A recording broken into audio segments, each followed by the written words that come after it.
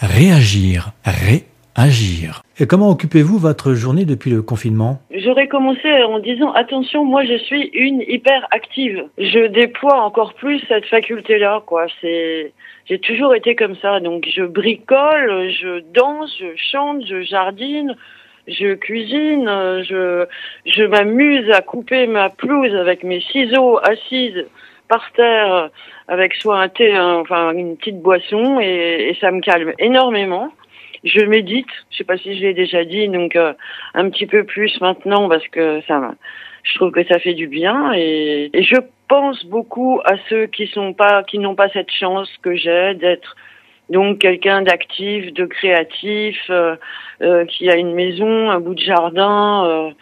Voilà, je suis une grande empathe, comme disent les Américains, donc je souffre énormément pour les autres. Je pense que quand j'ai du mal à respirer, c'est pas pour moi, c'est pour toutes les nouvelles qu'on entend.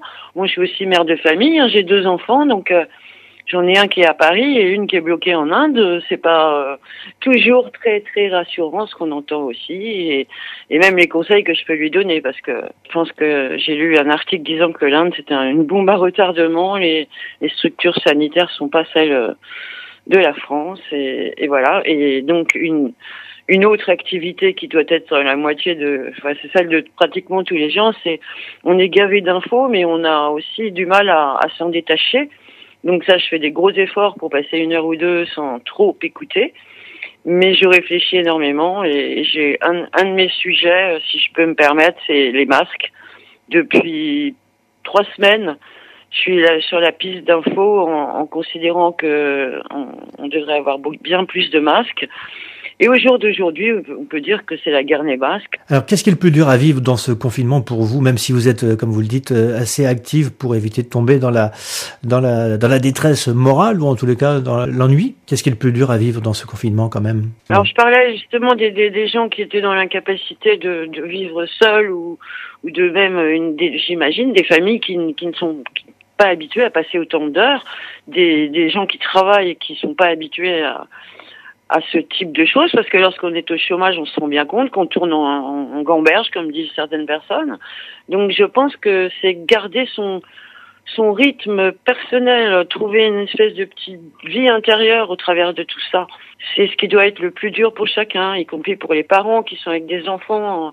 Enfin bon, voilà, c'est un bouleversement intérieur aussi. Est-ce que c'est plutôt une punition ou une solution au problème, ce confinement? Déjà, la raison sanitaire, c'est pas une punition, c'est une solution à une amélioration, au fait de ne pas propager. C'est une solution commune, c'est une action même commune. Je me sens pas punie du tout. Est-ce que vous seriez prête à braver l'interdiction pour retrouver cette liberté?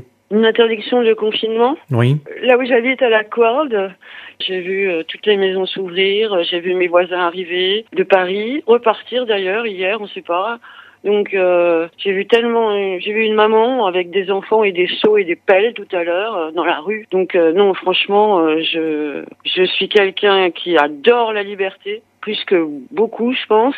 Mais là, non. Je me sens disciplinée et contente de l'être. Je sors avec des masques et j'ai été la première dans les supermarchés Quardet. Parce que, comme je disais tout à l'heure, cette histoire de masque me semble très importante aussi. Et je considère que le gouvernement a d'abord vendu des masques en pensant que ce virus n'allait pas arriver en Europe et en France. Et c'est une grave erreur de prévention. J'ai reçu une demande de location de gens qui voulaient louer ma maison très cher pour des dates de 18 mars au 12-13 mai. Et je me suis tout de suite dit, ce sont des gens informés qui considèrent que déjà ça va durer jusqu'à début mai, mi-mai. Cette crise, ce virus va amener des choses positives. Pour moi, il va y avoir des changements fondamentaux. J'ai lu quelques phrases de Boris Cyrulnik.